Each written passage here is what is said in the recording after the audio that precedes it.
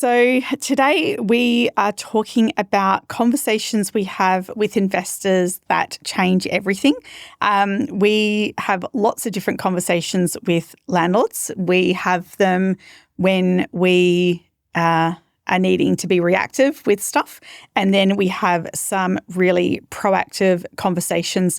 And I think for me, the investors don't necessarily know what's normal and what's not normal as an investor. I think that investors don't know how to be an investor. There's no guide.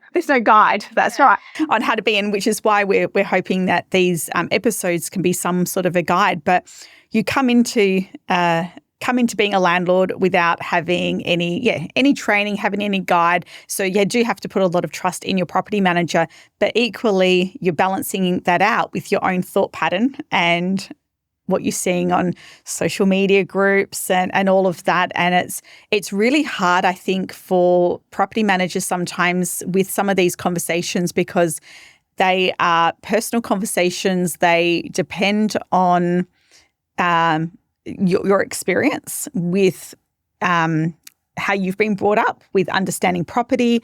Maybe you've never been a renter. Maybe you have been a renter. Everyone comes with so much baggage. Can be good baggage as well as bad baggage, don't they, as clients? So conversations we have, it's really important for us to educate clients and for them to trust us with the education we're giving them. Because I think one of the best things that we can offer is sharing with you the experience of what is normal and what's not normal in the investor world and how your property is performing in comparison to others. I was actually doing some coaching with some other business owners, and we were talking about the profit and loss.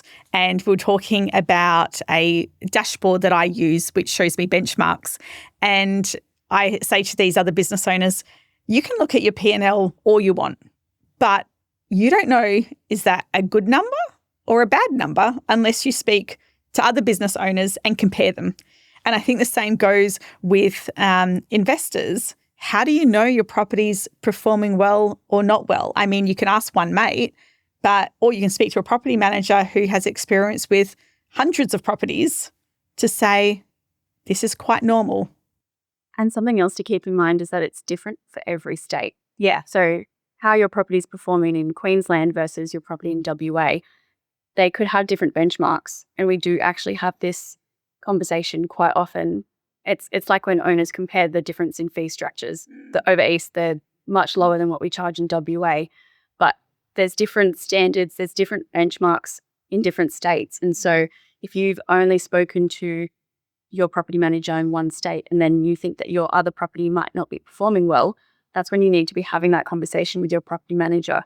They're the one on the ground with the experience in that state, and they'll be able to tell you how you're performing compared to the other properties on the market. To audit for, and as I'm pulling up all these records, I said to him, how's your maintenance going? How are you feeling with your maintenance? And he goes, get quite a lot. I was like, okay, let's check it out. So we're going through his transaction history, and he had literally like one visit or two visits by contractor over 12 months. I was like, seriously, on a scale of 1 to 10, with maintenance, you're about a 2. I said, in comparison to other investors, they would dream of having this portfolio, like all this property, really low maintenance. And he was just like, oh, fantastic, that's great. But really interesting as well that he felt like it was high because he had 2 maintenance visits. So in his world, that was high. But then I had to explain to him that no, in comparison to other investors, it's good. And I think that understanding that is something that's really important, because I wouldn't want him going around spreading a story that his property managers have lots of maintenance on his property, because that would be unfair. But it also affects their thinking. Like you don't know what that owner's thinking. They could be sitting there worrying about this property and thinking, why is there so much maintenance? What's going on? They could have these concerns that come out of nowhere, and then the property manager, the next time they send something through, don't understand where the owner's coming from if they then get frustrated. So it's having those open conversations, and that's where those audits are so important. Yeah. To find out where the owner's sitting on this property, where they're feeling might be a pain point, but also to find out what their strategy and what their story is behind each property. I know we've had properties in the past where there's been, I think there was one story with a house fire and the curtains were there, that one. Yeah. And the owner was so distraught about these curtains, and the property manager just couldn't understand what was the big deal about these curtains. They were like 40-year-old lace curtains. Yeah. Like, aren't you happy insurance is paying for new ones? Yeah. But then it turned out that it was their mum's property, right? So they had that emotional attachment to the property. And I think that's a really interesting thing. And even just as I'm sitting here, I'm thinking I might start tracking this and making extra notes on file, because I have these conversations with owners in audits of, what's your investment strategy? What are your goals? But I don't have anywhere that I'm recording the story behind it. Yeah. So if you've got a property manager and they understand your purpose with this property, or they understand your history, that has been passed down through the family, it means that property manager then understands, and they can handle your communication, they can handle your maintenance accordingly to that story, rather than just, flicking off the maintenance and going, oh, the curtains are ready to go. And that owner would read that and take that to heart. So Yeah. having those conversations and understanding where they're coming from with their properties, I think makes a really big difference, and also adds to building that relationship. Yeah, so much of this job is relationship management, and we're seeing that shift where property managers are seen more as advisors. So if you're letting them in and you're letting them know what your purpose is with this property, it means that they've got that understanding with you, and it really helps build that rapport. Yeah, absolutely. And that one with those lace curtains, it did take us a long time to actually work out why was this behaviour so extreme from the client. And I think it was that her late mum had, or maybe her mum had only just recently died, and her mum had actually made those curtains when she first moved into the property. And it was like, okay, that now makes sense. Like, we get that. And then, interesting enough, I've got a friend whose house recently burnt down. It was a rental property, and the owner's over the moon.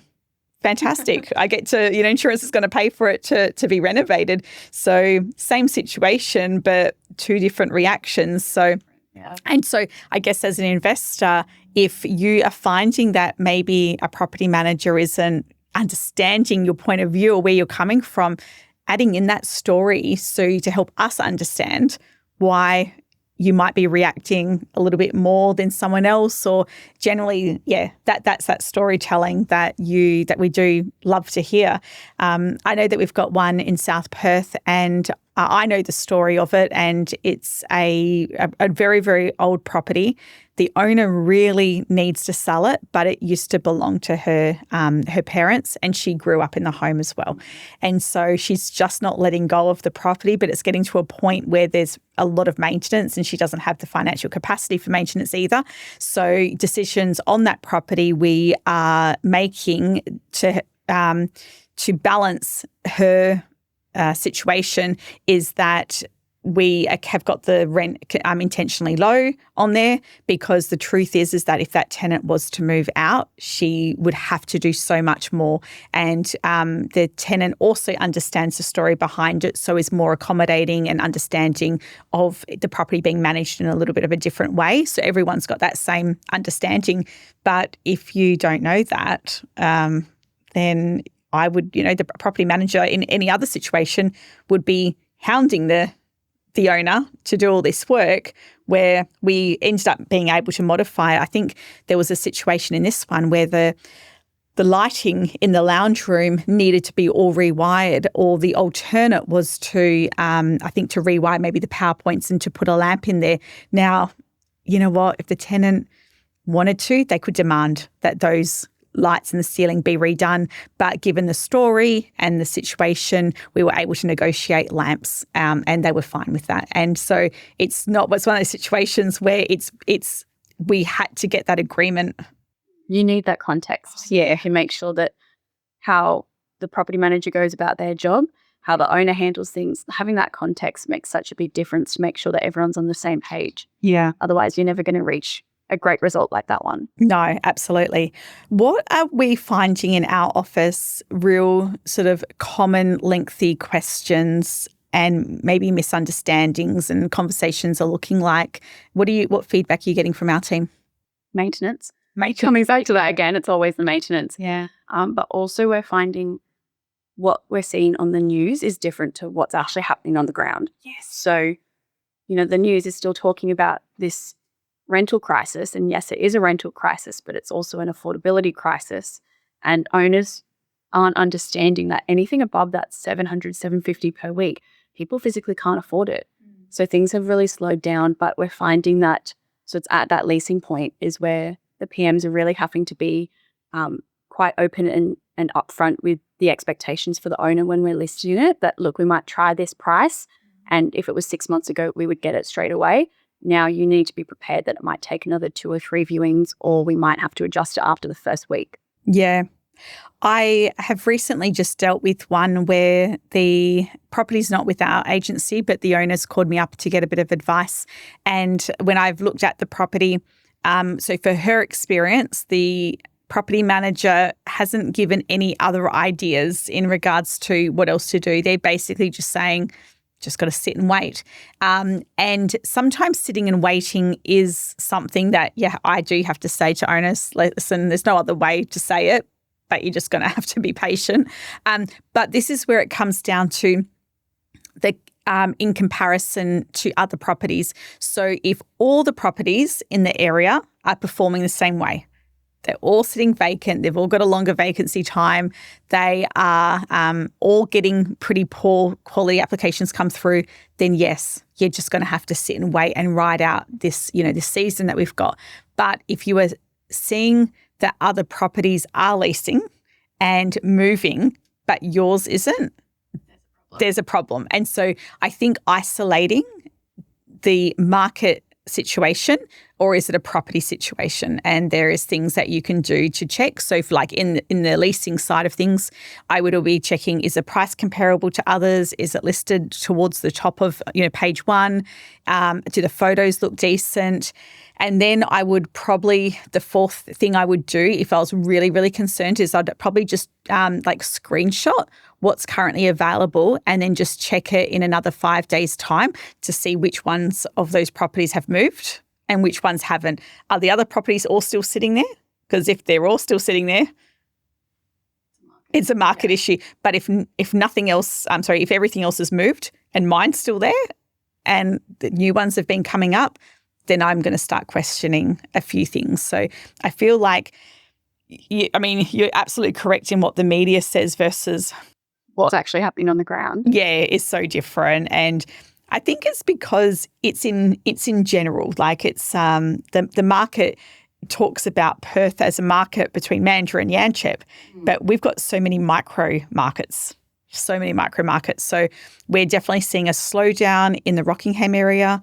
Renewals are pretty low at the moment. They're sitting maybe around $20 a week when previously they might have been like $50 to $70.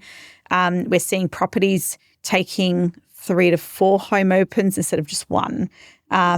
So that's a micro unit where give me a property up in, a 2-bedroom villa, like you'll cap it out at 30, 40 people.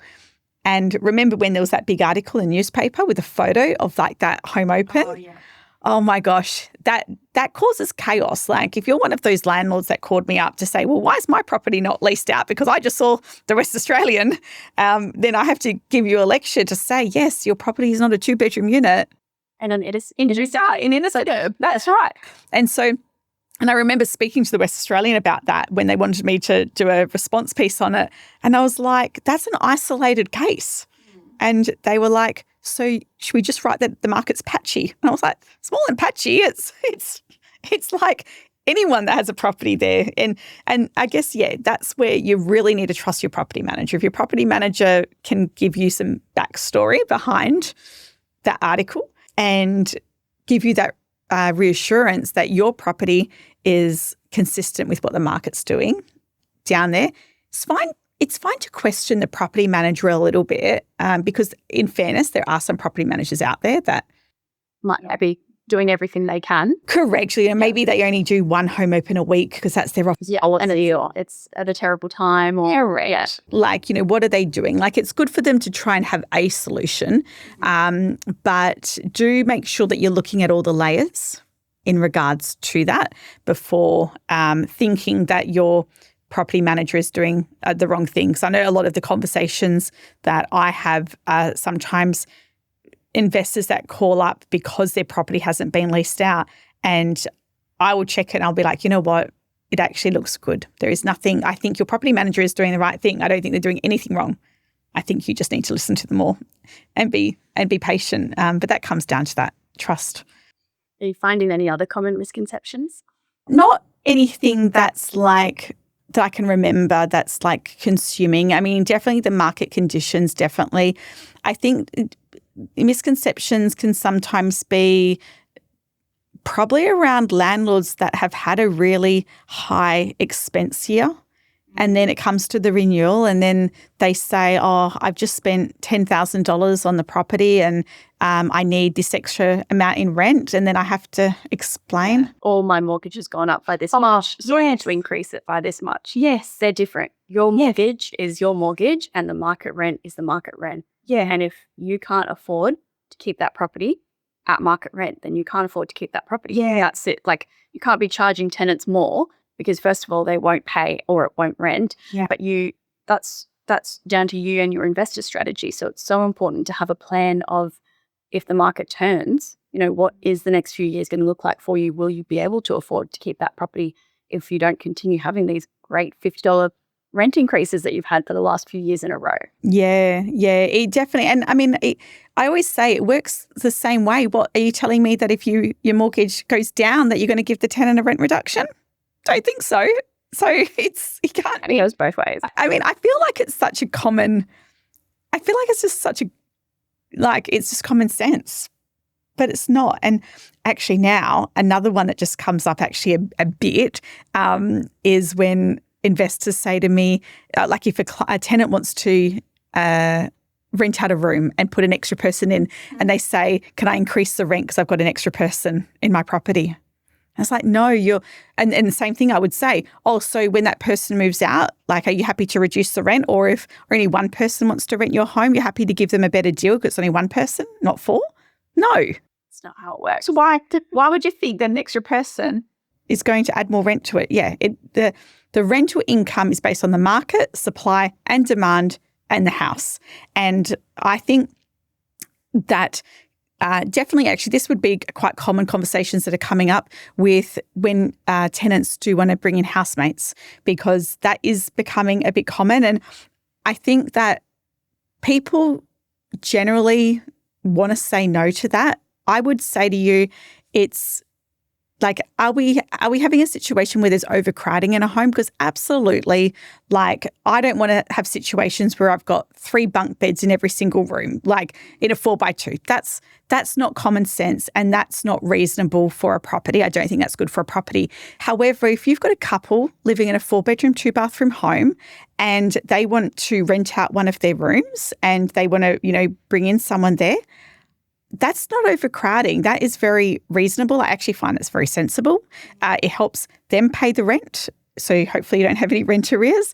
It's your home is a 4x2. Like it has the capacity for it. Yeah. As long as they're going through the right channels and having the person apply and get approved, added to the lease, there's people look at it as well, what about the further wear and tear on the property? But again, it's like, okay, so for the next tenancy, are you going to decline anyone that's more than 2 people? Yeah, probably not. Yeah, but that comes up. There's a lot of owners that have 4x2s that only want 2 people in their home.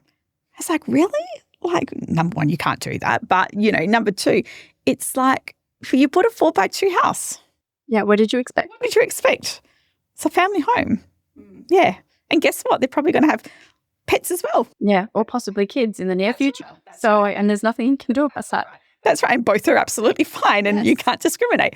I find that that's really, just a really interesting conversation. So I would always be saying, the conversations I would be having with those clients that worry is the capacity reasonable?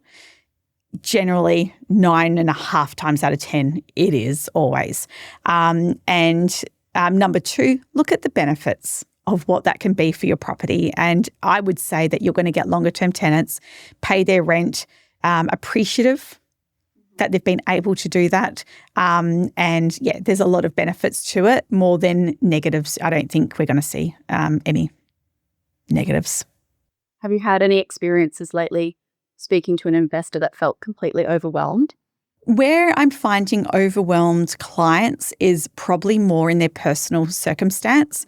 I think a lot of our clients are single income at the moment. Their wives are on maternity leave. They're having, children.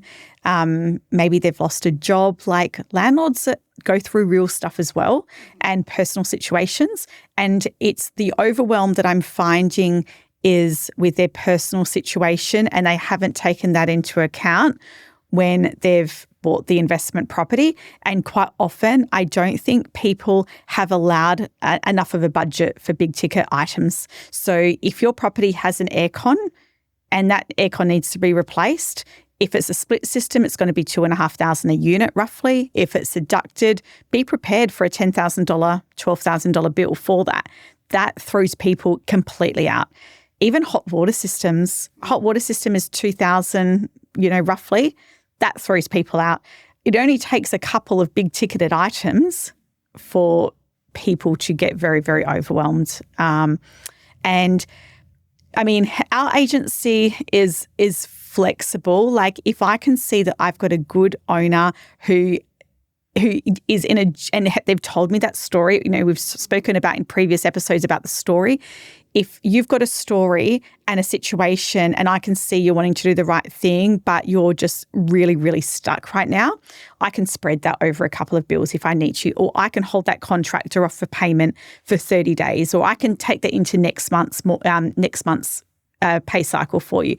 I can work with you in some situations. If the bill is quite a high one, like an aircon, I can put it through Tappy where you have a interest that you can pay, but pay it off in monthly payments. And like we can help you with all of that. There's options. But saying, no, I can't afford it is not the option.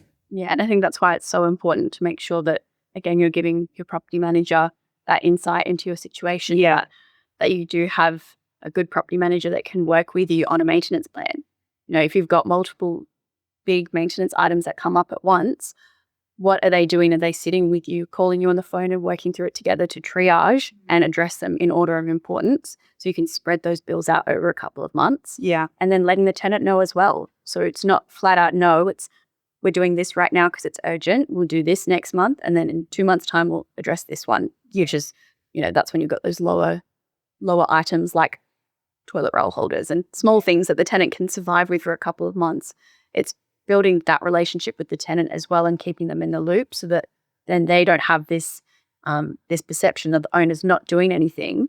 They can be more compassionate because they can understand it's getting done just in order of importance. Yeah, totally. Yeah. And the same goes, is what you as an investor expect from a tenant. If they're having rent arrears issues, we ask them to communicate with us. Tell us what they're doing. Tell us what they're planning on doing. Let us know. We had one the other day that said my pay cycle's just changed, so I can't pay rent this week, but I'm going to fix it all up next week. No problems. We can put a note in the file, and if it's the first time that you've put through a request, it's generally okay. And an investor might not even notice that because of the pay run. So we can manage that for you. Sometimes we still issue the correct notices, but we then explain to them, listen, I still have to issue the breach, but I'm putting a note on file. When you receive that, don't stress about it. It's just a paperwork issue. So just like we expect the same communication from a tenant when they're in a financial crisis, we do expect that same communication from you as a landlord, that you're going through that. And then we can give you options. And there might be a situation that I can't help you, and I'm just going to have to say, I don't know what else to say, but if you don't do this, this is the risk. But it's very rare that I'm actually having to have that conversation because... But again, it's educating them. Yeah, so these are the options and these are the consequences if you won't proceed with any of those options. Yeah, if they're aware that they might get a breach from their tenant, if they're aware that the tenant might vacate at renewal time in 2 months, like if they understand all of those options, they can then make an informed decision. Yeah, absolutely.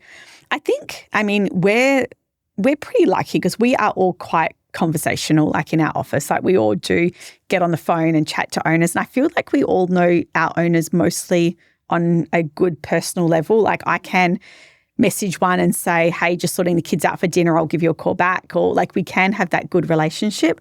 One of our landlords, I don't know if he called his kid the same name as Kate's kid, but I was like, is that like a coincidence or is that like, who does that? But like we do have good relationships with all of our clients. And but I guess the purpose of owners listening to this is to really protect you if you have a property manager that doesn't do these things, or you don't have that relationship with, or think that you can't have that relationship with them.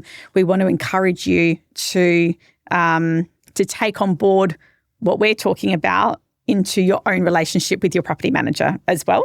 Yeah, absolutely. To help them work better and have that better relationship. So most are pretty good though. I think we're so lucky, but you do attract, don't you? Like exactly. As an agency, we attract the people that are like us. So it's like that give and take. People come to us for a reason because they know that this is how we operate. Yeah. And we're having those conversations from day one. Exactly. So we know most things. So yeah. It's all about setting those expectations. Yeah, absolutely. Wonderful. Always good chatting to you, Marissa. And I'm looking forward to the next couple of episodes where we talk about software. I think is going to be can't wait. Very, very exciting part. So if you're listening today, do make sure that you keep an eye out for the future episodes as well as they come up, and subscribe to this podcast so you get notified. And of course, if you ever have any questions or have any burning topics that you want us to discuss, feel free to send through a message on this platform or send through a message to our Instagram at SoCo Realty or South Perth Local, and we'll be very happy to bring it up. Perfect. Thanks, Ash.